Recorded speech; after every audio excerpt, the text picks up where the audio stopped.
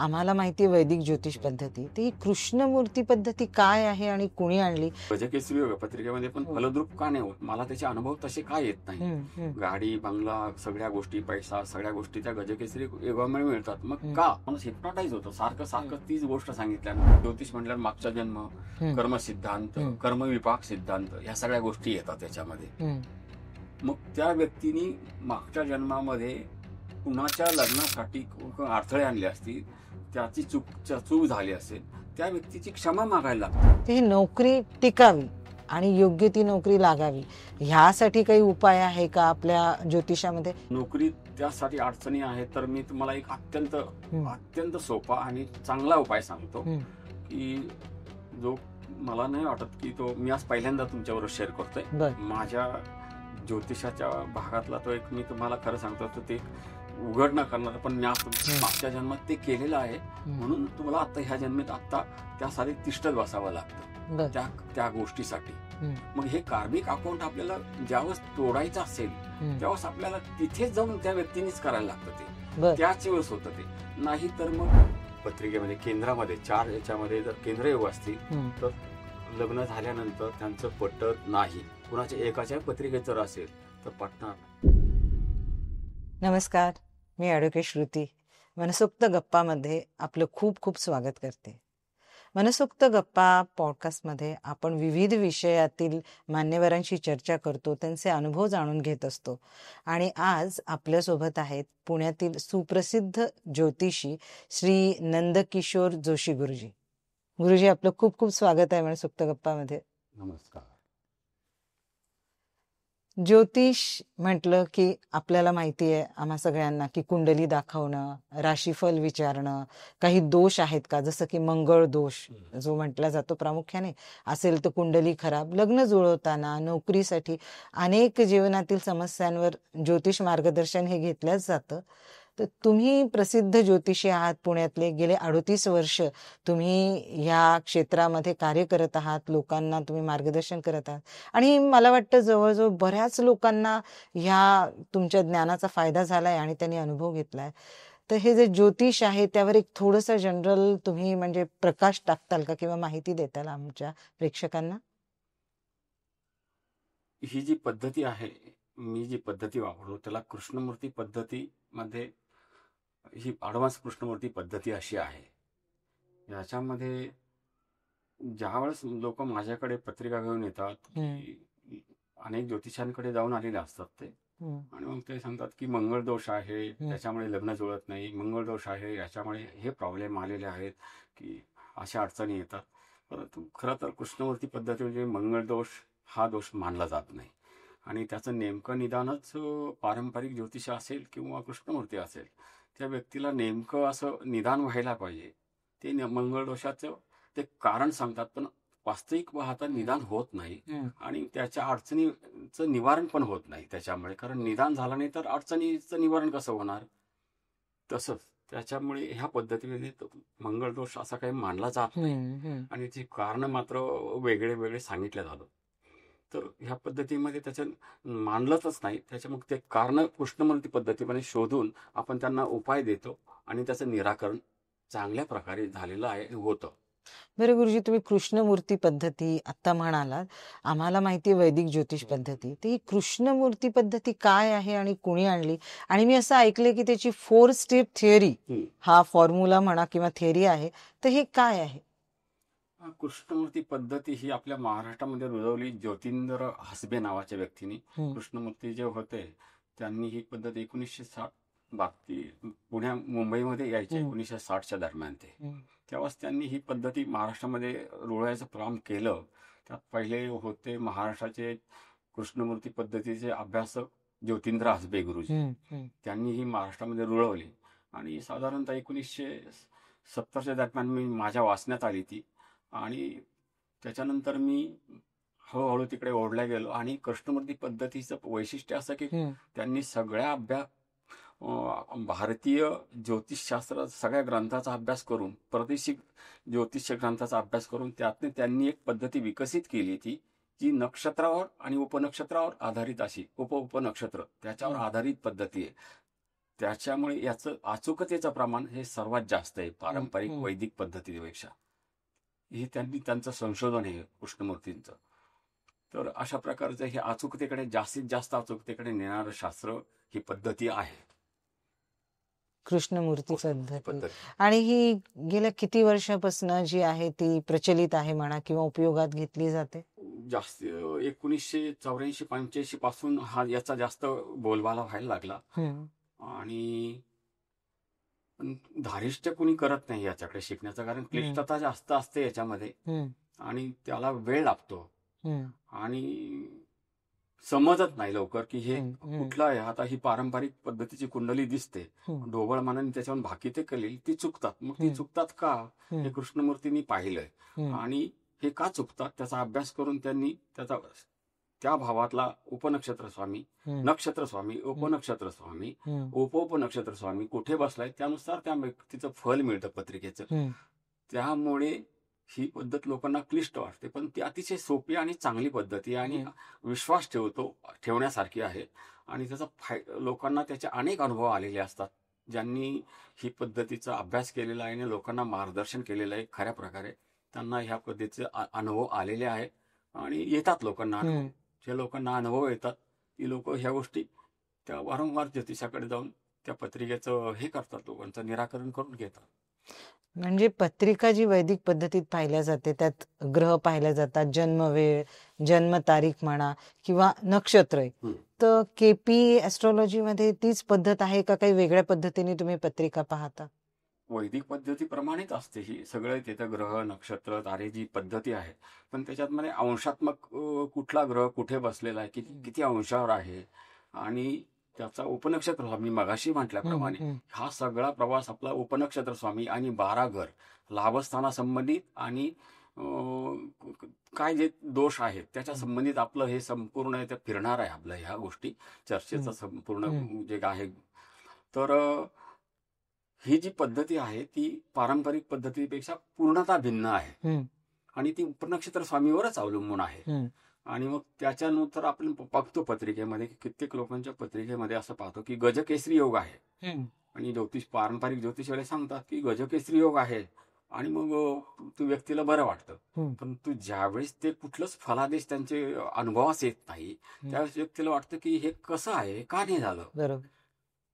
अशा वेळेस जातक ज्यावेळेस आपल्याकडे येतो आणि पाहतो की ह्या गुरुजी आमच्याकडे गजकेसरी योग पत्रिकेमध्ये पण फलद्रूप का नाही होत, मला त्याचे अनुभव तसे का येत नाही. गाडी, बंगला, सगळ्या गोष्टी, पैसा, सगळ्या गोष्टी त्या गजकेसरी योगामुळे मिळतात. मग का, तर त्याचं उत्तर या कृष्णमूर्ती पद्धतीमध्ये आणि ह्या 4 स्टेप थेअरीमध्ये कळतं आणि काय आहे त्याचं निराकरण करता येतं.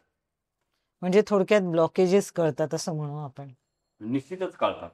असं एखादा डॉक्टर जसं डायग्नोसिस करतो संपूर्ण तपासणी झाल्यानंतर की हे निदान आहे आणि हा उपचार आहे, तसं पूर्ण डायग्नोसिस स्कॅन झाल्याप्रमाणे पत्रिका व्यक्ती तसं होतं. आणि मग का नाही करता येणार आपल्याला? 100% करता येतं त्याचं. अगदी. आता थोडक्यात आपण असं म्हणू की ही जी वैदिक पद्धती म्हणजे पारंपार चालत आली आहे त्या ज्योतिष पद्धतीला कृष्णमूर्ती ऍस्ट्रॉलॉजी ही टक्कर देतीये का कुठे? तुम्हाला काय वाटतं? हा खरं तर टक्कर किंवा तुलनात्मक हा भाग नाहीये. हा लोकांच्या कल्याणासाठीचा हा भाग आहे. लोककल्याण कसं व्हावं हा भाव ठेवून, हा उद्देश ठेवून एक समाजाचं कल्याण व्हावं आणि समाजाला योग्य दिशा, योग्य मार्गदर्शन मिळावं हा उद्देश ठेवून त्या कृष्णमूर्तींनी याच्यावर शोध लावलेला आहे. कुठलाही त्याच्यामध्ये टक्कर देण्यासाठी किंवा पैसे कमावण्यासाठी हा उद्देश कुठलाही ठेवला नाही त्यांनी. समाजासाठी एक चांगलं त्यांनी एक दालन उभा करून दिलंय, एक शोध लावून त्याचं.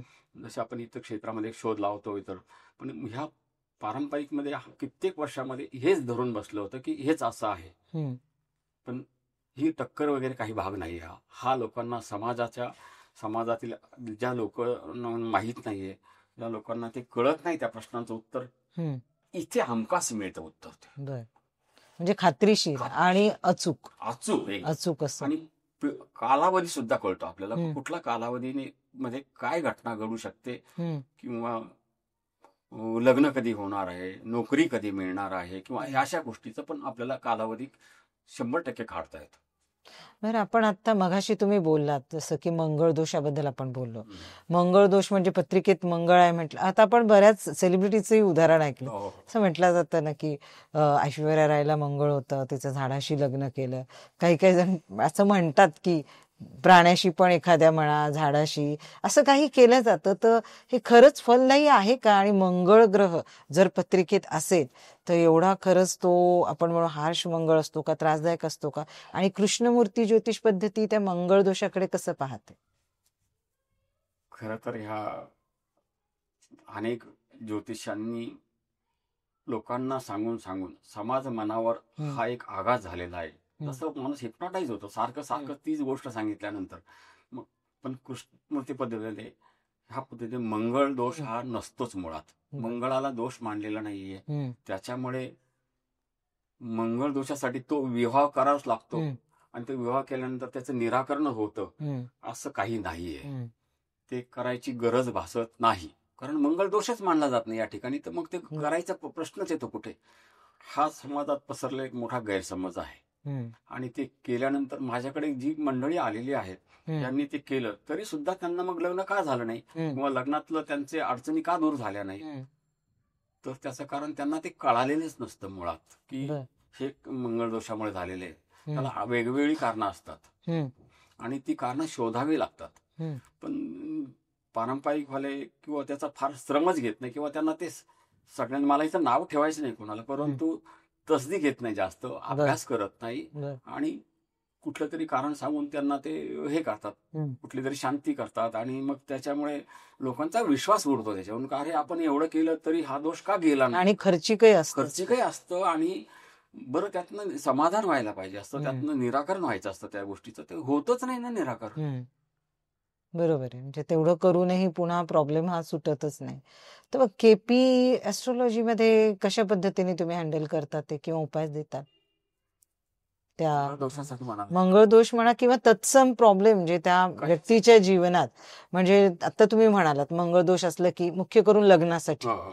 तर मग असे जे प्रॉब्लेम घेऊन तुमच्याकडे येत असतील कोणी, तर मग त्या ऍस्ट्रॉलॉजी पद्धतीमध्ये तुम्ही ह्याला कसं सोल्युशन सांगता किंवा काय उपाय आहे, काय केल्या पाहिजे थोडक्यात?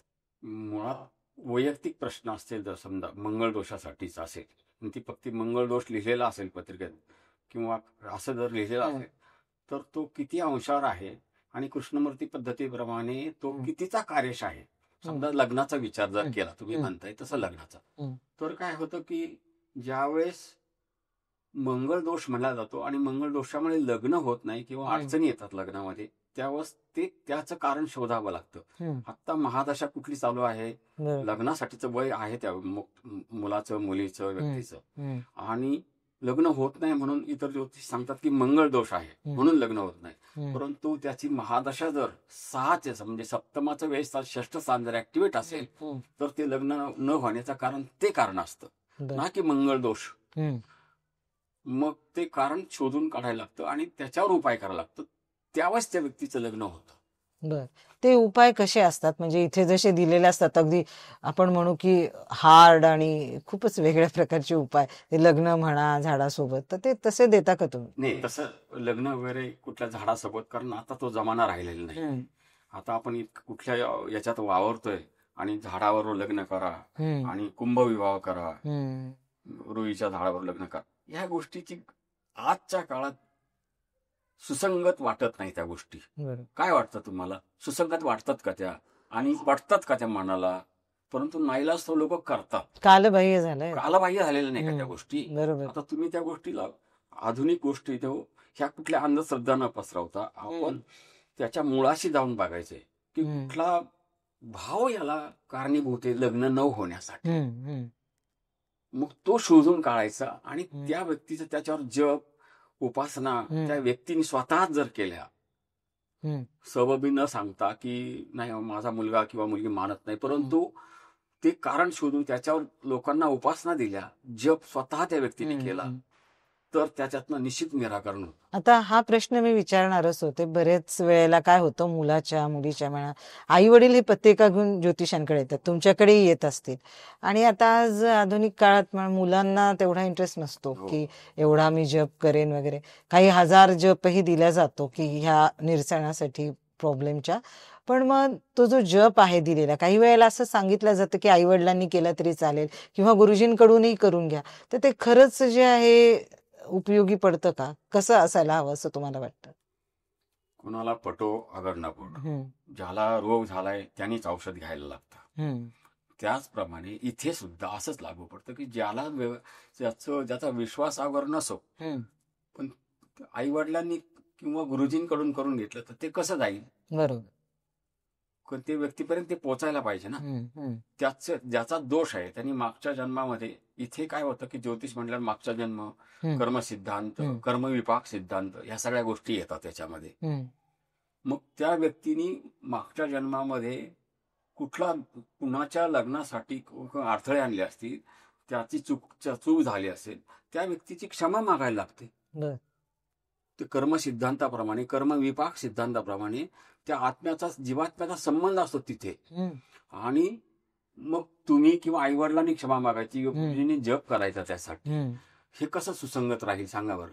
बर. माझं त्या आत्म्याने, स्वतः त्या जीवात्म्याने कुठल्या जन्मात काही झालं असेल ते, हम्म, त्याची मनापासून क्षमा मागायची की माझी चूक झाली आहे हम्म, आणि मला याच्यातनं बाहेर पडायचंय. हम्म, आपण ते वैरत्व संपवून टाकायचं तिथे, क्षमा करायची त्या व्यक्तीला. त्यांनी क्षमा करायला साठी आपल्याला वारंवार त्याला प्रार्थना करावी लागते आणि ते करून, जप करून हम्म, मग याच्यातनं बाहेर पडता येतं. ज्या आत्म्याचं पूर्ण विलग झाल्याशिवाय तेच होऊ शकत नाही ते. बर.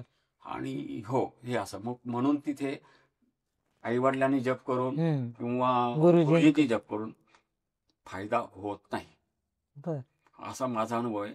परंतु त्याला लोक म्हणतात आमच्याकडे वेळच नाहीये, हो. मुलांकडे वेळ नाहीये, ते मानत नाहीये, हम्म, त्यांना याच्यावर विश्वास नाहीये. हम्म. तर मग अशा वेळेस नाईलाज होतो. तेवढा फायदा होत नाही म्हणजे. तेवढासा फायदा होणार नाहीये, होईल थोडाफार, हम्म, परंतु माझा तरी अनुभव असाच आहे. हम्म. आता तुम्ही जे बोलताना उल्लेख केलाय गुरुजी की कार्मिक अकाउंटच म्हणून आपण त्याला गतजन्माचे पण म्हणजे नुसतं ऋणानुबंध नाही तर काही फेडायचे, परतफेडही करायची असते आपण ज्याला म्हणू. आणि त्यामुळे बरेच प्रॉब्लेम आता ज्या आपल्याला या प्रेझेंट लाईफमध्ये सध्याच्या आयुष्यात जे येतात या जन्मामध्ये, तर हे खरं आहे का की आधीच्या जन्माचा संबंध असतो तुमच्या दुःखामध्ये म्हणा किंवा काय नोकरी, लक्ष्मी प्राप्तीसाठी, आरोग्यासंबंधी सुद्धा, तर हे इफेक्ट करतं का, त्याच्यावर इफेक्ट की माझा कोणाशी तरी गेल्या जन्मामध्ये काही वैर असेल हम्म. किंवा आता तुम्ही जसं उदाहरण दिलं की एखाद्याला मारलं किंवा काही झालंय आपल्या हातून, तेही मागच्या जन्मी, तर ते खरंच परिणाम होतो आपल्या या आयुष्यात त्याचा? निश्चित परिणाम होतो. कारण आपल्या याच्यामध्ये नाथ संप्रदायामध्ये असेल किंवा हम्म, दत्तांच्या असेल, गुरुचरित्राच्या ग्रंथामध्ये त्याचं हम्म, कर्मविपाक सिद्धांत नावाचा एक अध्याय आहे त्याच्यामध्ये. परंतु लोक जेव्हा त्याच्याकडे जातात, कर्मविपाक सिद्धांत म्हणजे तुम्ही कुठल्या जन्मात कधी काय केलेलं आहे ते भगवंत तुमच्या समोर कधी ठेवायचं आहे ते ठरवतो बर. तुमच्या कर्माप्रमाणे, आणि ते पुढे येतं. आपण हम्म, सर्व महाराष्ट्रीयन लोक असेल नाही तर भारतीय लोक असेल, कर्म सिद्धांत मानतो. दत्तप्रभूंना मानणारी लोक आहेत आपण, नाथ संप्रदायाला मानणारे. मग गुरुचरित्रामध्ये त्याचा तसा उल्लेख आहे ना, हम्म, कर्मविपाक सिद्धांताचा. हम्म, मग आपण गुरुचरित्राला मानतो असो, स्वामी समर्थांना मानत असू, ते दत्त संप्रदायाचे लोक बरोबर. आहेत. हम्म, तर मग ह्या गोष्टी ओघानेच आल्यात ना. हम्म, मागच्या जन्मात ते केलेलं आहे, हम्म, म्हणून तुम्हाला आता ह्या जन्मात आता त्यासाठी तिष्ठत बसावं लागतं बर. त्या त्या गोष्टीसाठी. हम्म, मग हे कार्मिक अकाउंट आपल्याला ज्यावेळेस तोडायचं असेल हम्म, त्यावेळेस आपल्याला तिथेच जाऊन त्या व्यक्तीनेच करायला लागतं ते, बर. त्याच वेळेस होतं ते. नाही तर मग तुम्ही नका करू, हम्म, तुम्हाला त्याचे फळ मिळणारच नाही. हम्म, ते 100% सत्य आहे ते. नवनाथाच्या पोथीमध्ये उल्लेख आहे त्याचा हम्म, की काय काय झालेलं आहे, गुरुचरित्रामध्ये आहे, सगळ्या गोष्टींमध्ये आहे. मग त्याची प्रचिती आपण घेतोच आहोत, वाचतो ग्रंथ आपण, हम्म, त्याला मानतो आपण. बरोबर. दत्त संप्रदायामध्ये स्वामी समर्थ, शंकर महाराज असेल, आपले ज्ञानदेव मानेश्वर माऊली असेल, हम्म, ह्या सगळ्या गोष्टींचा त्यांचा अभ्यास जर आपण जेव्हा करतो हम्म, तेव्हा सगळ्या गोष्टी येतात ना. बरोबर. मागच्या जन्माचं काय आहे ते हम्म, ह्याच जन्मात येतं आपल्याला. ते हम्म, कधी फेडायचं ते हम्म, 100% त्याचा परिणाम होतोच होतो, आणि ते फेडल्यानंतर त्याचा अनुभव सुद्धा येतो. बर. पण हे जे आहे ज्योतिषशास्त्र, केपी ॲस्ट्रॉलॉजी, तर ह्यातनं मार्गदर्शन मिळतं का? अचूक असं की हे जे गतजन्माचे काही आहेत, फेडायचे जे ऋण आहेत म्हणू आपण, तर त्यावर तुम्ही कसं त्यांना मार्गदर्शन करता? एखाद्याच्या पत्रिकेत असं दिसलं की हे गतजन्माच्या दोषामुळे आहे, तर कसं केलं जातं मार्गदर्शन? आता जसं तुम्हीच उल्लेख केला होता की हे असतं त्या व्यक्तीचं त्या जन्मातलं आणि त्यालाच ते करायला लागतात उपाय, तर ही शांती मिळते किंवा योग्य ते मार्गदर्शन होतं आणि त्याचं काम व्हायला लागतं. तर हे कसे उपाय असतात? काही काही वेगवेगळ्या प्रॉब्लेम, सर्विस प्रॉब्लेम. वेगवेगळे आपले पत्रिकेतले 12 जे घरं आहेत, 12 घराचं समजा सप्तम स्थानावर आपलं लग्न बघत असेल, लग्नामध्ये लग्न होत नाही तर लग्नासाठी त्याचं कार्मिक आउट वेगळं आहे. नोकरी लागत नाही किंवा शिक्षण झालं, शिक्षणात अडथळे येतात किंवा शिक्षण जरी झालं तर मग त्यापुढे नोकरी लागत नाही, त्याचं कार्मिक अकाउंट त्यानुसार पत्रिकेनं पाहायला लागतं. समजा झाले, लग्न झालं, नोकरी लागली, सगळं झालं, पण मग मुलं होत नाही, मुलासाठी काय कार्मिक अकाउंट, मग त्यासाठी ते वेगळं पाहायला लागतं. पैसा टिकत नाही, यासाठी काय आहे तर दशमस्थान बघायला लागतं. कुटुंबामध्ये भेदभाव आहे नवरा बायकोचे किंवा कुटुंबामध्ये आहेत प्रॉब्लेम आहेत, एकमेकांना कुणाशी पटत नाही, त्यासाठी वेगळा भाव बघायला लागतो, दुसरा भाव बघायला लागतो. आणि मी असे सगळं कॉम्बिनेशन करून प्रत्येकासाठी वेगवेगळे भाव बघून वेगळे उपाय करायला लागतात. त्यांचं कार्मिक शोधावं लागतं ते, आणि शोधून त्याच्यावर उपाय दिलेले असतात आणि त्याच्यानुसार निराकरण केलं त्या व्यक्तीने तर त्याचा फायदा त्या व्यक्तीला, त्या कुटुंबाला आणि निश्चितच होतो. आणि समाजामध्ये एक एक ज्योतिषाने समाजाचा मित्र म्हणून राहावं चांगलं, आणि त्या दृष्टिकोनाने आपल्या जातकाला सल्ला द्यावा त्याने आणि त्यातून त्याला बाहेर काढावं. नाही, बरोबर आहे. म्हणजे थोडक्यात केपी ॲस्ट्रॉलॉजी जे तुम्ही म्हणताय, ज्याचे तुम्ही अभ्यासक आहात आणि मार्गदर्शन करता गेली 38 वर्षापासून, अंधश्रद्धेपासून दूर नेते ती म्हणजे आपल्याला. निश्चितच याच्यामध्ये कुठल्याही प्रकारचा अंधश्रद्धेचा कुठलाही भाग नाहीये आणि आपण अंधश्रद्धा समाजात पसरवतच नाही. हे पूर्णतः श्रद्धेने आणि विश्वासाने करण्याच्या गोष्टी आहेत. टोणे तोडगे ह्या ज्या गोष्टी असतात याच्यामध्ये जास्त ह्या गोष्टीला फारसा वाव नाहीये. आणि त्या गोष्टी जी लोक करतात त्यांना कितपत त्याचा फायदा होतो, फायदा झालेला दाखवा, कारण मूळ प्रश्नच तिथे सुटत नसतील. तर ते मूळ प्रश्न सोडायसाठी ही पद्धती अचूक पद्धती आहे आणि कुठल्याही अंधश्रद्धेवर आधारित नाहीये. हा मनाच्या संबंधित, कर्म विपाकाच्या संबंधित, कर्माच्या सिद्धांताच्या संबंधित हा प्रश्न येत असल्यामुळे ही पद्धत खूप चांगली आहे आणि तसे त्याचे अभ्यासक निर्माण व्हायला पाहिजे आपल्या देशामध्ये, आपल्या महाराष्ट्रामध्ये, आणि लोकांना त्याची मदत व्हायला पाहिजे. हे आधुनिक पद्धती आहे म्हणून आपण आधुनिक ज्योतिष पद्धती म्हणून पाहू शकतो आपण या ज्योतिष पद्धतीकडे. खरं तर ज्यांनी ही पद्धती विकसित केली त्यांचा उद्देश हाच होता, त्याच्यामध्ये होता आणि आहे. जी लोक ही पद्धती वापरतात आणि जी लोक खरे माणसं म्हणून आहेत, समजा एखादा ज्योतिष आहे परंतु तो त्यांनी ठरवलं की नुसतं आपली शांती करायची किंवा हे करायचं, खोटारडेपणा पसरवायचा आहे, तर त्यांनी काही होणार नाही साध्य. त्या व्यक्तीचं होणार नाही, समाजाचं भलं होणार नाही. आणि लोकांना उगीच ह्या गोष्टीत खेळवत बसायचं आणि लोकांना त्याचे अनुभव येत नाही. तर ह्या गोष्टी करू नये कोणी, परंतु जर करत असतील तर ही पद्धत विकसित करून लोकांना त्याचे फायदे लोकांना सांगावेत आणि मूळ गोष्टी ज्या आहेत त्याचं निराकरण करण्यासाठी मदत करावी. गुरुजी, मघाशी आपण लग्नाबद्दल, वेगवेगळ्या प्रॉब्लेम्स बद्दल बोललोय, पण खरीच अशी एक समस्या आजकाल, एक तर लग्न जुळत नाही आणि ज्योतिष उपायांनी म्हणा किंवा कुंडली मार्गदर्शनाद्वारे जरी लग्न जुळली, 36चा आकडा जरी जुळला तरी देखील लग्न टिकतीलच असं नाही आणि टिकत नाही. तर ह्यावर काय मार्गदर्शन करतात? यातमध्ये काय होतं की 36 गुण जुळ आले आणि गुरुजींनी किंवा ज्योतिषांनी सांगितलं की लग्न जुळ आलंय, करालं, लोकही पण करतात. त्याच्यामध्ये मूळ असे काही दोष असतात की शुक्र असेल केंद्रयोग असेल, ते मंगळ असेल केंद्रयोग असेल, पत्रिकेमध्ये केंद्रामध्ये 4 याच्यामध्ये जर केंद्रयोग असतील तर लग्न झाल्यानंतर त्यांचं पटत नाही. कुणाच्या एकाच्या पत्रिकेत जर असेल तर पटणार नाही. मग नुसते गुणमिलन करून, ही शांती करून, ती शांती करून लोक सांगतात, परंतु शुक्र असेल केंद्रावर कुणी लक्ष दिलं नाही. 100 नाही 99% लोकांचे डिवोर्स झालेले आहेत. बर. ते लोकांनी पाहत नाही, ज्योतिषी लोक हम्म. लक्ष देत नाही त्या हम्म. गोष्टीकडे. हम्म. नुसतं गुणमिलन करतात, हम्म. पण नाही होत त्याने. हम्म. त्याच्यात ग्रहमिलन आलं, हम्म. त्याच्यानंतर त्याचं ग्रहमैत्री आली. बर. बरं, ग्रहमैत्री जरी 100% असेल बर. तरी सुद्धा हे शुक्र आश्रय केंद्र योग आणि 4 स्टेप थेरी प्रमाणे हम्म. 6-12 संबंधित, 6वं घर म्हणजे सप्तमाचं व्यय स्थान आलं, षष्ठ स्थान. हम्म. त्याने म्हणजे वैवाहिक सौख्याचं 7मं स्थान आहे, हम्म. त्याचं व्यय करणारं, नाश करणारं षष्ठ स्थान जर ऍक्टिव्हेट असेल हम्म. तर लग्नानंतर त्यांच्यात वाद होतात आणि पटत नाही, भांडणं होतात आणि डिवोर्स पर्यंत गोष्टी जातात. हम्म. ह्या गोष्टी ज्योतिषांनी पाहायला पाहिजेच. बर. हा शुक्र आश्रय केंद्र योग हम्म. आणि 6-12ची संबंधित असेल कृष्ण पत्रिकेतलं हम्म. 6वं ठिकाण आणि 12वं घर आणि 6वं घर ऍक्टिव्हेट झालं की त्यांच्यात 100% वितुष्ट येणारच. आजार पण सुद्धा त्याच्यापुढेच येतं, परंतु भांडण व्हायचं एकमेव कारण शुक्र आश्रय केंद्र योग आणि ग्रहदशा 6च्या संबंधित असते, 12च्या संबंधित निगडित असते, हम्म. महादशा स्वामी, अंतर्दशा स्वामी. हम्म. त्याच्यामुळे लग्न टिकत नाही. बर. त्याचा अभ्यास ज्योतिषाने करून व्यवस्थित मार्गदर्शन करायला पाहिजे. ह्यावर तुमच्याकडे काही अशा केसेस आल्यात का, आणि त्यावर हो, म्हणजे तुम्ही कसं? खूप लोक येतात की आमचं लग्नानंतर होतं की हे काय करायचं आता. काय लोकांचं तर 10 वर्ष 15 वर्ष झाले असतं लग्न होऊन, हम्म. 18 वर्ष, मुलं मोठे झालेले असतात. मग अशा वेळेस म्हणतात की आता काय करायचं, सोडू शकत नाही आणि काही करू शकत नाही. पण त्यांना कारणच कळत नाही की इतके वर्ष आम्ही एकत्र राहिलो पण सतत भांडणं, हम्म. काही ना काही वाद हम्म. अधूनमधून होत राहतात. ते ह्याचे कंटाळलेले असतात लोक, हम्म. उपाय करूनही कंटाळलेले असतात आणि हम्म. त्यांना नेमकं कारणच कळत नाही नेमकं. हम्म. मग अशा वेळेस जेव्हा हे जातक आपल्याकडे आल्यानंतर दोन्हीच्या पत्रिका मी व्यवस्थित पाहतोय, हम्म. दोघांच्याही लागतात. हम्म. एकच पत्रिका घेऊन त्याच्यावर निदान नाही करता येत. हम्म. मग दोघांच्या पत्रिका सविस्तर पाहिल्यानंतर लक्षात येतं हम्म. की यांच्यात काय काय दोष आहे ते. बर.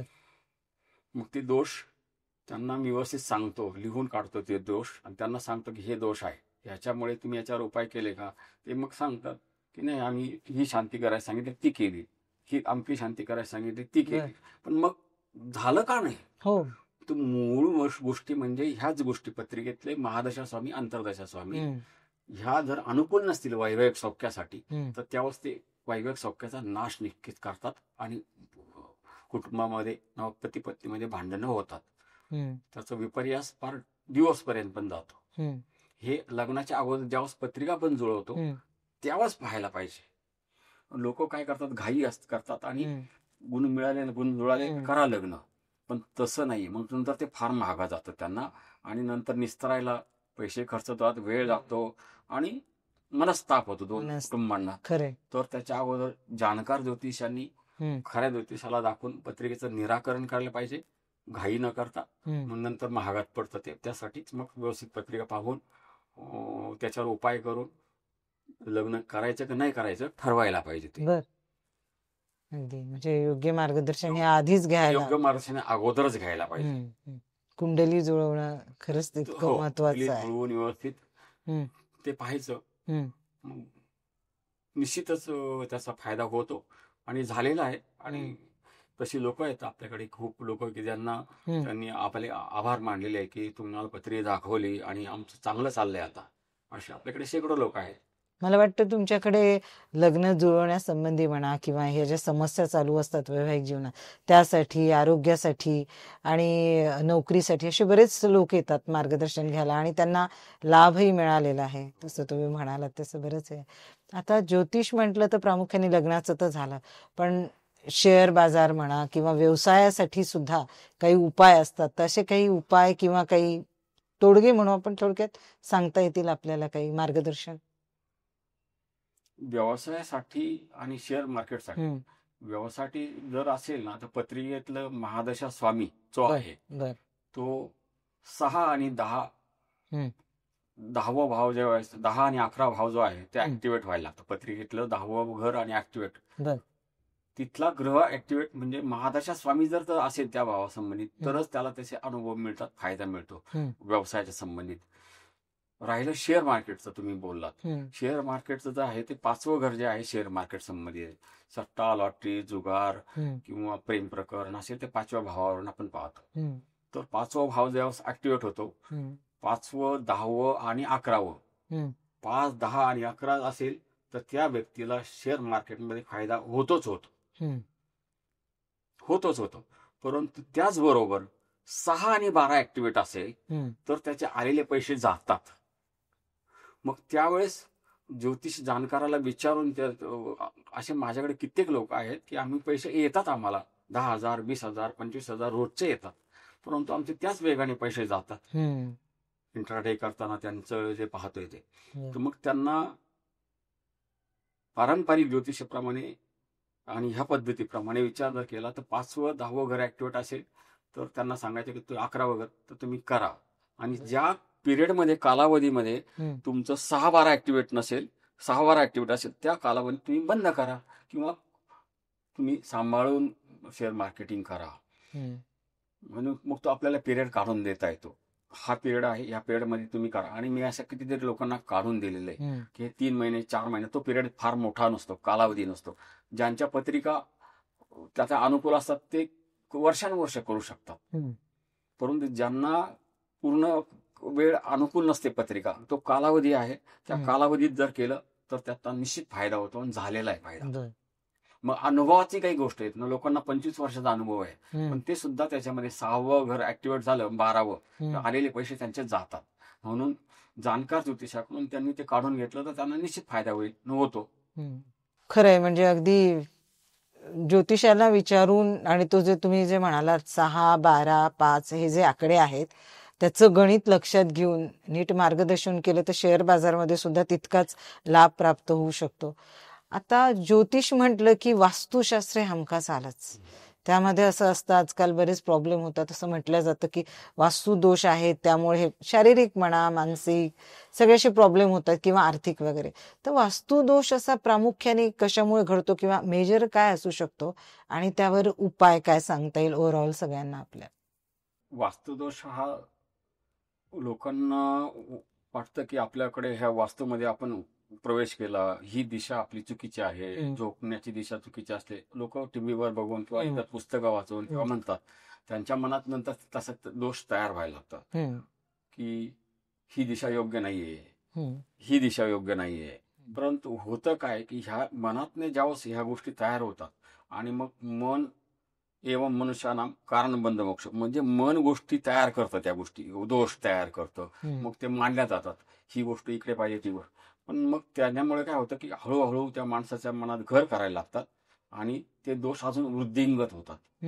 या ठिकाणी वास्तूचं सगळ्याच गोष्टीसाठी मी सांगेन की मुख्य अनुभव मला असा आहे की मनाने ती व्यक्ती तिथे जोडले गेले पाहिजे. की समजा दोष आहे वास्तूमध्ये, कळालं आपल्याला की वास्तूमध्ये दोष आहे, टीव्हीवर पाहून म्हणा किंवा पुस्तकात असून किंवा ज्योतिषाने सांगितल्यानंतर, अजून वास्तुदोष वास्तुवाद्यांनी सांगितल्यानंतर, तर त्याच्यासाठी मी तर सांगेन की सगळ्यात बेस्ट उपाय आपण त्या ठिकाणी बसायचं, त्या भूमीला आपण पूजा करायची, रोज प्रार्थना करायची, त्या वास्तूला रोज थँक्यू म्हणायचं, नमस्कार करायचा, कृतज्ञता व्यक्त करायची.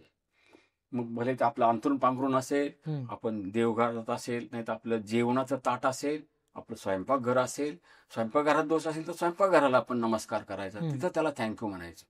दोष संडास बाथरूमच्या तिथं असेल तिथे म्हणायचं. तिथे शक्यतो सांगतात की राहूचा संबंध येतो, शनी राहू आहे आणि मग त्याच्यामुळे तुमचे दोष आहेत, मग ते घरात ते कशाने जात नाही.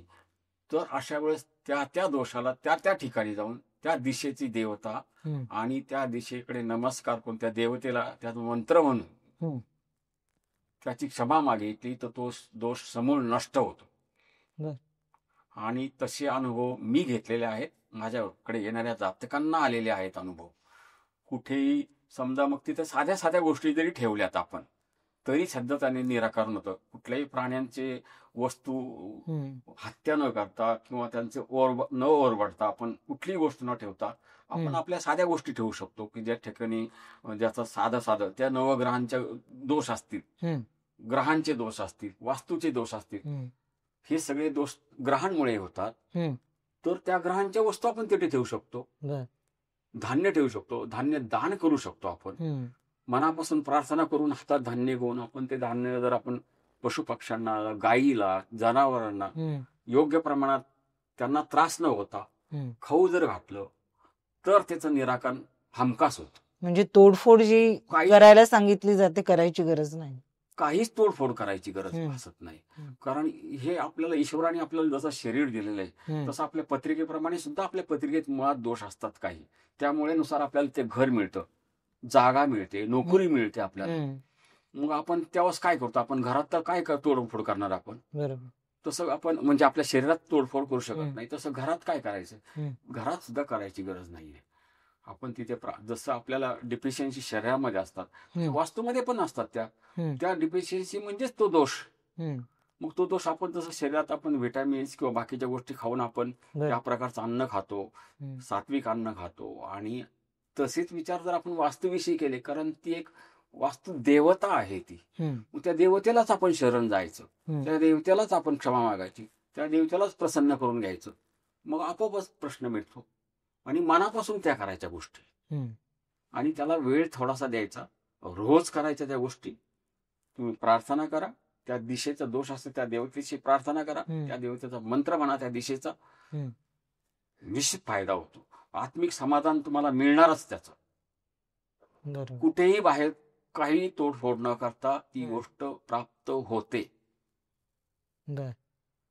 आणि एक ओव्हरऑल आजकाल सांगितलं जातं की लक्ष्मी प्राप्तीसाठी म्हणा किंवा समृद्धी नांदावी म्हणून वास्तूमध्ये काय असं काही ठेवता येईल का, काही की शुभ अशी चिन्हे म्हणा किंवा काही शुभ वस्तू की ज्याने सगळ्यांनाच प्राप्त हा, होईल. ह्या चिन्हांमुळे किंवा ज्या आपण काही वस्तू ठेवतो त्याच्यामुळे त्याच्यातनं जी शक्ती आहे, ऊर्जा बाहेर येत असते. हम्म. पण जसं समजा आपला मोबाईल आहे, आपण वस्तू ठेवू शकतो आपण. हम्म. भले त्याचे प्रतीक असतात, काही स्वस्तिक असेल, नाही तर रांगोळी काढतो आपण हम्म. दाराबाहेर, दाराच्या बाहेर, ते देवाजवळ. तसंच आपण काही गोष्टी ठेवू शकतो समृद्धीसाठी. त्यात काही खास आहेत का? खास म्हणजे आपण त्यासाठी घरात आपण लोक ठेवतात, हम्म. कुबेर मूर्ती ठेवू शकतो आपण. हम्म. त्याच्यानंतर अजून सिद्ध केलेली कुबेर मूर्ती ठेवू शकतो. सिद्ध केलेली आपली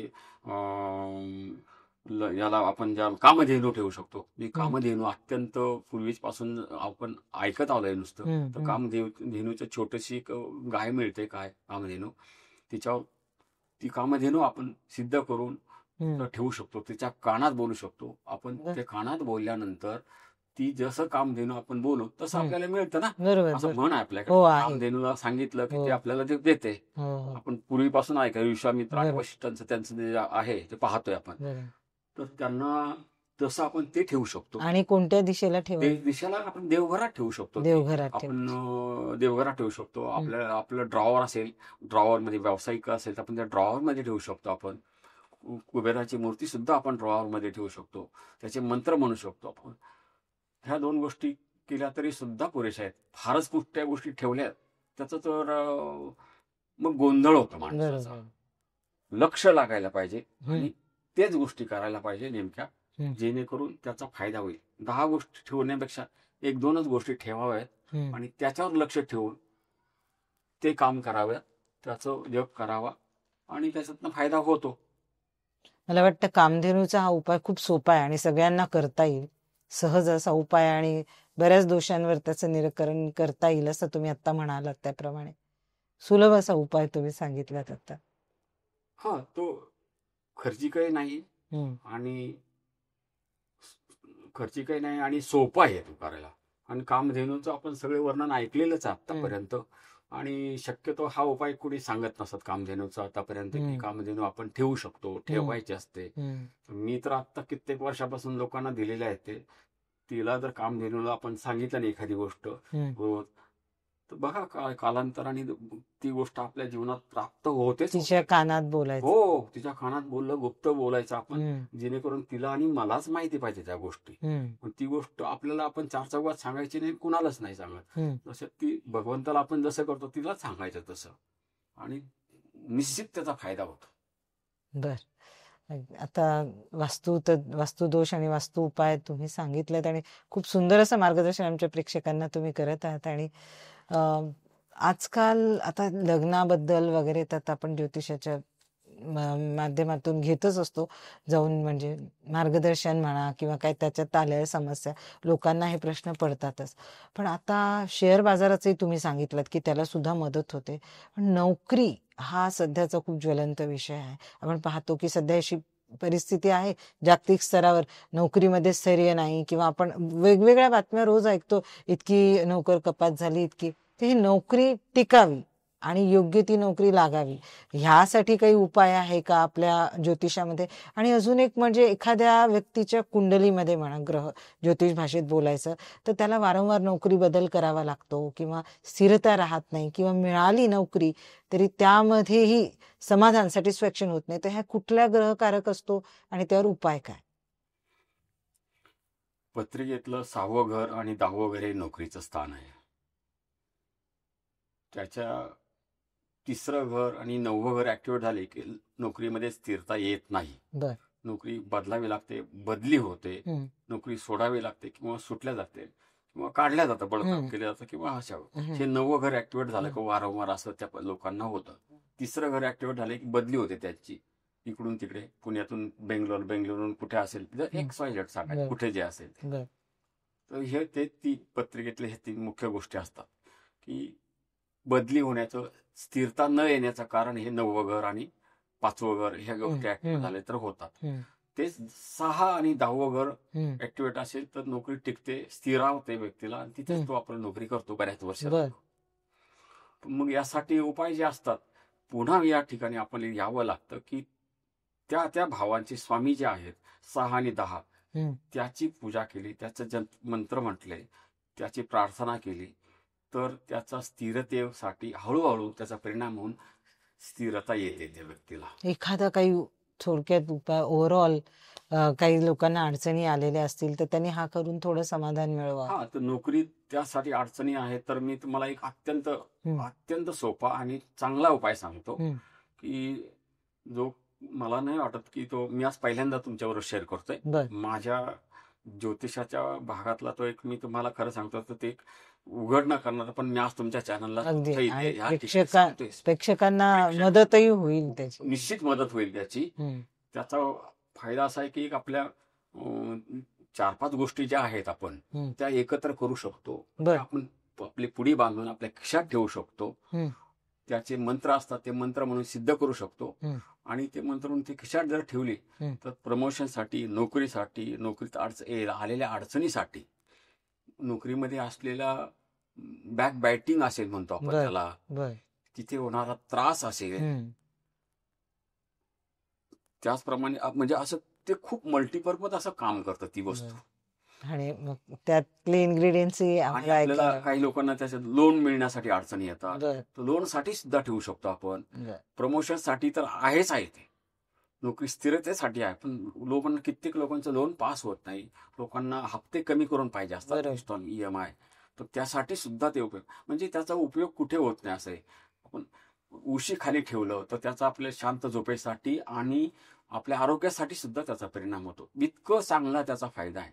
फक्त 4-5 गोष्टी एकत्र करायच्या, मंत्र म्हणायचा आणि ती वस्तू आपल्या जवळ बाळगायची, घेऊन जायची. पण आता त्या गोष्टी कोणत्या हे आम्हाला उत्कंठ प्रेक्षकांना लागली, ते ऐकूनच घ्यायचं. त्या गोष्टी अशा आहेत की मी पुन्हा त्या ठिकाणी येईल की जसं त्या वस्तूंमध्ये आपण जे एकत्र करतो, जसं आपला मोबाईल आपण सगळ्या कंपोनंट एकत्र केल्यानंतर तो त्याला सिम कार्ड घातल्यानंतर ते चालू होतं आणि आपल्या नावाचं घातल्यानंतर ते ऍक्टिव्हेट होऊन आपण बोलू शकतो, कम्युनिकेशन करतो. तशा ह्या गोष्टी एकत्र केल्या की त्याचं एक यंत्र तयार होतं. आणि आपण मंत्र म्हटलं म्हणजे आपल्याला सिम कार्ड घातल्यासारखं आहे. म्हणजे मंत्र म्हटलं की ते ऍक्टिव्हेट होतं. मग ते स्वतःसाठीच असेल, ते जसं स्वतःचं सिम कार्ड आपण ऍक्टिव्हेट करतो मोबाईल, तसं आपण त्या वस्तू एकत्र करायच्या. त्या वस्तू आहेत लवंग, खडी साखर, वेलदोडे आणि केशर. ह्या 4 गोष्टी एकत्र करायच्या, त्याचे व्यवस्थित पुरपुर करायची, त्याला धूप उदबत्तीच्या धुरावर धरायचं, त्याला कापडाची पुरचुंडी, कापडाची म्हणा, प्लास्टिक मध्ये किंवा प्लास्टिकच्या पाऊच मध्ये ठेवू शकतो आपण. तसं जर ठेवलं आणि त्याला व्यवस्थित धूप दिला, धूप नैवेद्य म्हणजे धूप दाखवलं, साखरेचा नैवेद्य वगैरे दाखवला, तर ते ऍक्टिव्हेट होतं. आणि ते खिशात ठेवलं, वरच्या खिशात, दुसरा कचरा काहीही न ठेवता तिथे डायरी, पेन, म्हणजे पेन वगैरे ठेवू शकतो, पण जेणेकरून त्याला काही अडथळा येऊ नये, जे आपल्याला वाट दाखवतं, आपल्या समोरची एनर्जी आपली वाढवतं आणि आपले मार्ग मोकळे करतं. म्हणून ते खिशात आपल्या डावीकडे हृदयाजवळ ठेवावं. लवंग, खडी साखर, वेलदोडे आणि केशर कॉम्बिनेशन. हो, बर, खरंच नोकरीचे ज्यांना अडचणी आहेत किंवा प्रॉब्लेम आहे त्यांना हा उपाय खरंच खूप कारगर सिद्ध होतो. अनुभव आहे, बर, अनुभव एक उपाय आहे. मी तुमच्या खात्रीचा चॅनलवर सांगितला, उपाय. मुद्दामून तुमच्या याच्या ब्रॉडकास्टला सांगतो. आणि नक्कीच प्रेक्षकांनी याचा अनुभव घ्यावा आणि आम्हाला कमेंट्स मध्ये सांगावंच. गुरुजींनी खूप सुंदर असा उपाय सांगितलेला आहे. नोकरी संबंधित तर तुम्ही सांगितलेलंच आहे, मार्गदर्शन केलंय आणि नक्कीच लोक अनुभव घेऊन आपल्याला सांगतीलच की मला याचा फायदा झाला. आता ज्योतिष संदर्भात म्हटलं तर आरोग्य आरोग्य हा सगळ्यात खूप टॉपवरचा विषय आहे की आरोग्य लाभ होत नाहीये. म्हणजे प्रत्येक घरामध्ये अशी समस्या आहे म्हणा. आजकाल बऱ्याच रोगांचा आपण पाहतो की कॅन्सर म्हणा, बरेच असे कॅन्सर, बीपी, शुगर हे तर आहेतच असे आजार. आजकाल थायरॉइड पण बऱ्याच यंग जनरेशनला त्याची पण समस्या आहे स्त्रियांना. कॅन्सर जो होतो, असे जे आजार होतात भयानक, तर ते कारक कोणते असतात ग्रह त्याला, आणि ह्या आजारावर मात करण्यासाठी किंवा थोडंसं सुकर व्हावं त्याशी टॅकल करण्यासाठी काही ज्योतिष उपाय पण असतात का? पत्रिकेमध्ये याचं कारण समजतं आपल्याला की आजारचा भाव जो आहे, षष्ठ भाव, तो ज्यावेळेस पत्रिकेतला तो कार्यान्वित होतो, महादशा स्वामी, त्यावेळेस त्या व्यक्तीला आजार होतो. बर, आणि त्याच्यामध्ये ते झालं एक कारण. परंतु या ठिकाणी मानवी घरातले आपल्याला असलेले संबंध, कटुता, हे आपल्याला विसरायला लागायला पाहिजे. बर, ते जर आपण कुणाविषयी जरी ठेवले मनात भाव आणि आपल्या मनात दबून राहिले तर त्याच्या सुद्धा रोगाचा प्रादुर्भाव होतो. आहाराच्या संबंधी सुद्धा आपण चुकीचा आहार घेतला आणि दोषात्मक म्हणजे जसे त्रिदोष बिघडवणारे काही आहार आपण घेतले, बर. त्याच्यामुळे सुद्धा रोग होतात आपल्या शरीरामध्ये. त्याचा शरीरावर परिणाम होतो, नंतर कालांतराने मनावर परिणाम होतो. बर, आणि मग हे असं ही साखळी चालू होते. आणि पत्रिकेत पाहतोच आपण की 6वं घर ऍक्टिव्ह झालं का आजार होतो आणि 12वं घर ऍक्टिव्ह झालं की हॉस्पिटलायझेशन होतं. मग जर त्यातून वाचायचं असेल व्यक्ती तर त्यांनी 5वं घर ऍक्टिव्हेट झालं की ती व्यक्ती ऑपरेशन करून म्हणा किंवा कॅन्सर सारख्या दुर्धर रोगातून सुद्धा बरी कधी होते, बर. त्याचं 5वं घर सुद्धा ज्यावेळेस कार्यान्वित झालेलं असतं त्यावेळेस. पण हे शक्यतो हे 6वं घर ऍक्टिव्हेट झालं की आजार पण येतात. पण आजकाल हे वारंवार आणि बऱ्याच घरांमध्ये पाहायला मिळतंय आपल्याला. तर हे काय काही पूर्वदोष म्हणून आपण प्रारब्धाचा म्हणतो तो आहे का पत्रिकेतच दोष निर्माण होतात? पूर्वदोष पण आहे आणि आजकालची जीवनशैली पण आहे. जीवनशैलीमध्ये जर आपण जीवनशैलीचा कसंही पण वापर, कितीही वाजेपर्यंत झोपलो, कधीही काय उठलं, कधीही काही खाल्लं, तर त्याचाही एक दोष असतो. जीवनशैलीचा एक दोष आहे. आणि पूर्वाचा तर पत्रिकेत तो दिसून येतोच. पत्रिका पाहिली की आपल्याला तर लहान मुलं आहे, त्यांनी काय खाल्लेलं असतं, त्यांनी काय दोष बिघडवलेला असतो, त्याचा काय संबंध येतो.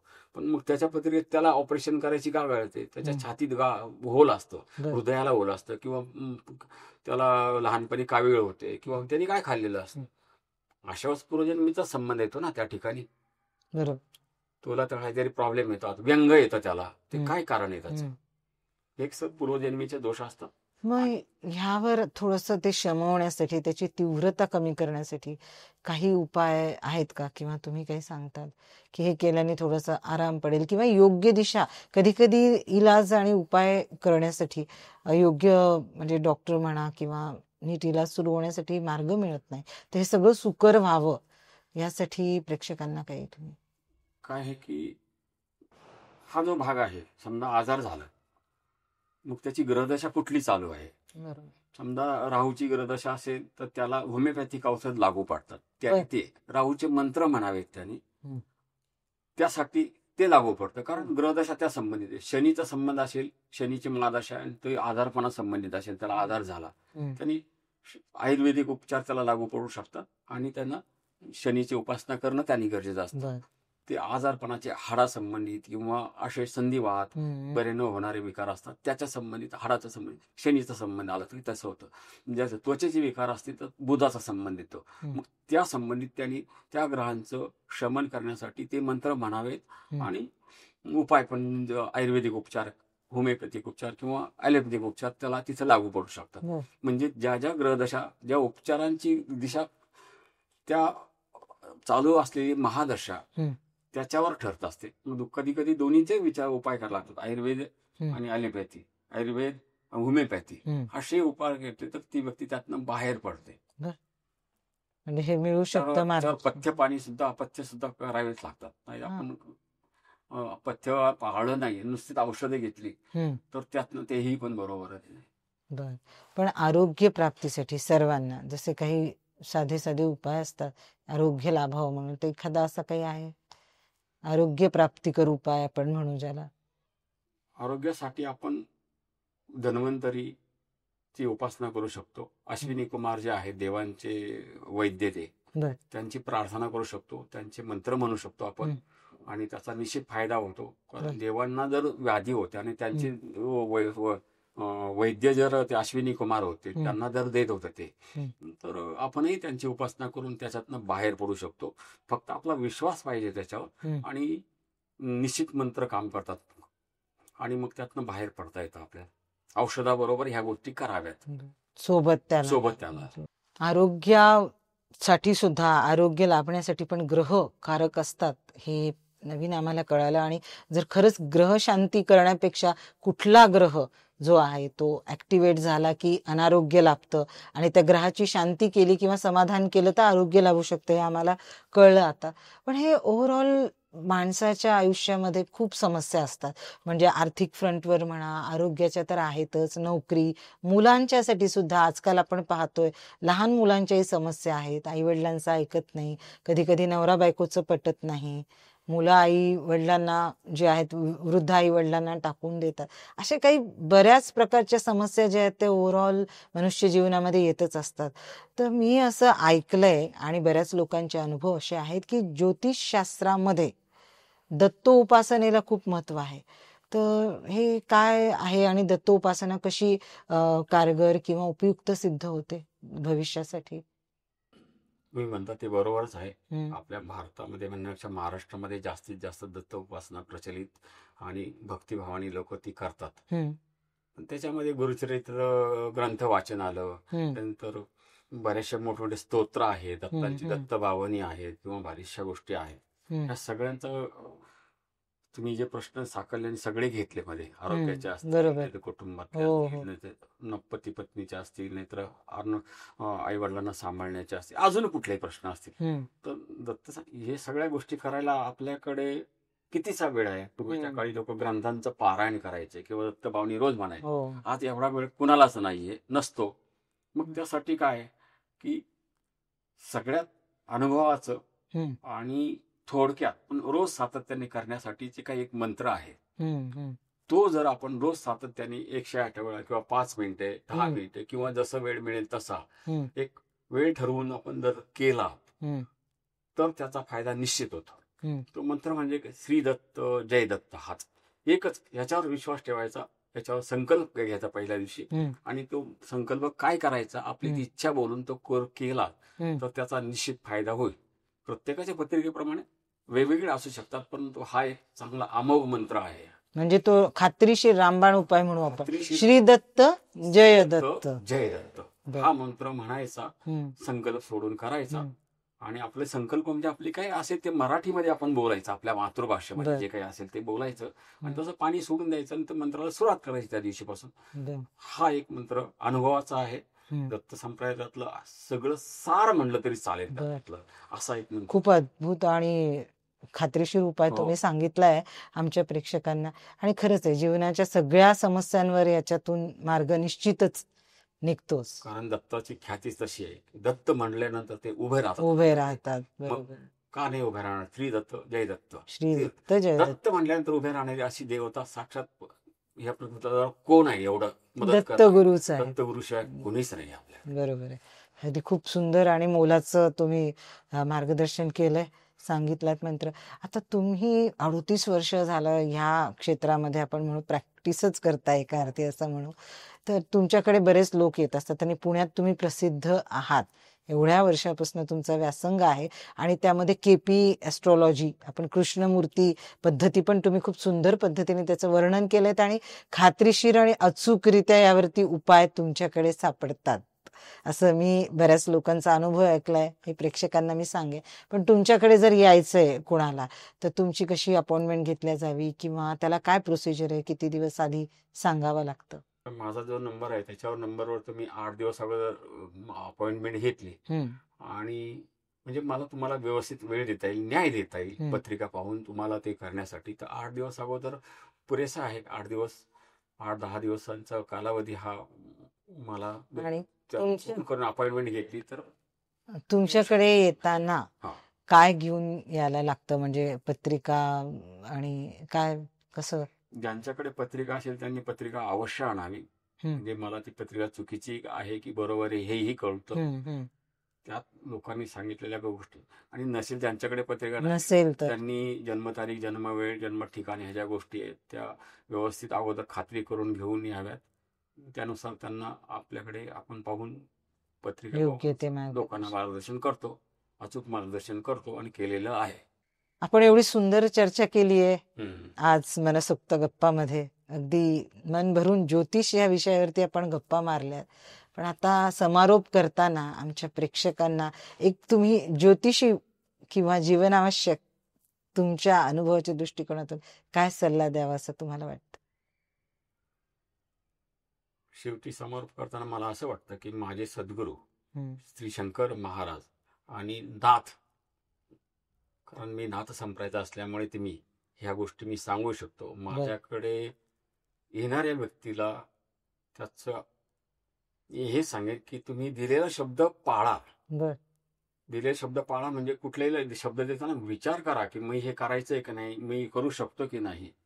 तर ते दिलेले शब्द पाळा, कारण ते दिलेल्या शब्दाचं आपल्याकडे रेकॉर्डिंग होत असतं. जसे आपले षटचक्र आहेत तसे आपले 7 शरीर आहेत, आपल्या सूक्ष्म शरीर. जसा प्राणमय देह, मनोमय देह, हा आपला अन्नमय कोश म्हणतात, प्राणमय कोश, मनोमय कोश, आनंदमय कोश, विज्ञानमय कोश, हे कोश आहे. प्रत्येक रेकॉर्डिंग आपली ते कोशामध्ये होत असते की मी तुम्हाला शब्द दिला आणि मी तो पाळला नाही, तर आपल्याला काय वाटतं की झालं, काय करणार, काय करणार आहे ते आपल्याला काय वाकडं करू शकते. परंतु त्याचं रेकॉर्डिंग आपल्या शरीरामध्ये होत असतं. चित्रगुप्त वगैरे आपण ते ऐकलेलं असतं. चित्रगुप्त नव्हे, ते गुप्त चित्र आहे. त्याचे रेकॉर्डिंग आपल्या सूक्ष्म शरीरामध्ये ते होत असतं. प्राणमय कोशामध्ये याचं रेकॉर्डिंग होत असतं. आजकाल हे सगळं सिद्ध झालंय, त्याच्यावर PhD केलेली लोकांनी.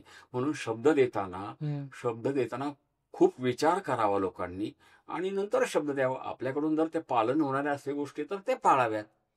पण शक्यतो लोकांचं भलं व्हावं आणि लोकांचं कल्याण व्हावं आणि आपलंही कल्याण व्हावं. आपलं संचित आपल्याला आपण स्वतःच उभं करू नये, म्हणून लोकांना दिलेले शब्द शक्यतो प्रामाणिकपणे पाळायचा प्रयत्न करावा. दिलेली वेळ पाळायचा प्रयत्न करावा. खोटं शक्यतो बोलू नये. लोकांचं अकल्याण होईल असं कुठलीही गोष्ट करू नये. प्राणी मात्रांचा, सूक्ष्म प्राणांचा देखील विचार करावा. आपल्या धरणी मातेचा विचार करावा आणि एकंदरीत मला असं वाटतं की सगळ्या सृष्टीचा विचार करून आपण आपलं जीवन चांगलं जगावं आणि लोकांना पण जगण्यासाठी प्रोत्साहित करावं. कुठल्याही प्रकारचं प्रदूषण करू नये असं मला वाटतं आणि सगळीकडे परमेश्वर पाहून त्याला नमस्कार करावा. सगळ्यांचं कल्याण होईल. मी जे करतो, माझ्याकडे तसे लिहिलेलेच आहे प्रार्थना की माझ्याकडे येणाऱ्या व्यक्तीला सुख, समाधान, शांतता, समृद्धी, पैसा, नोकरी ह्या सगळ्या गोष्टी मिळवत आणि मिळाव्या यासाठी माझी रोज प्रार्थना असते. तीच प्रार्थना मी आज तुमच्यासाठी, सगळ्या प्रेक्षकांसाठी आणि आपल्या चॅनल पॉडकास्टसाठी सगळ्यांसाठी करतो. खूप छान, सुंदर मार्गदर्शन. आम्हाला हे कळलं की हरिश्चंद्राचा शब्द का म्हणत असतील आधी. यातून प्रेक्षक आणि मी सुद्धा घेतले की प्रॉमिस, जे ज्याला आपण म्हणतो, हे शब्द आपलं वचन दिलेलं पाळलं पाहिजे आणि त्याचंही प्रारब्ध आणि संचित एवढं मोठं जमा होऊ शकतं. खरंच आहे, अगदी खूप सुंदर सांगितलं तुम्ही. हे आम्हाला नॉलेज नव्हतंच की छोट्या छोट्या वाटणाऱ्या गोष्टी सुद्धा ज्योतिष शास्त्रामध्ये कशी अडचण किंवा आपल्या पत्रिकेत अडचण कशी निर्माण करू शकतात. खूप सुंदर चर्चा झाली आपली आणि नक्कीच प्रेक्षकांना त्यांच्या समस्येसाठी तुमच्याकडे यायला नक्कीच आवडेल. तुमचा नंबरही आपण देत आहोत आणि कॉन्टॅक्ट करून नक्कीच येतील. तुम्ही आलात, एवढं सुंदर मार्गदर्शन आमच्या प्रेक्षकांना केलं, त्यासाठी तुमचे खूप खूप धन्यवाद.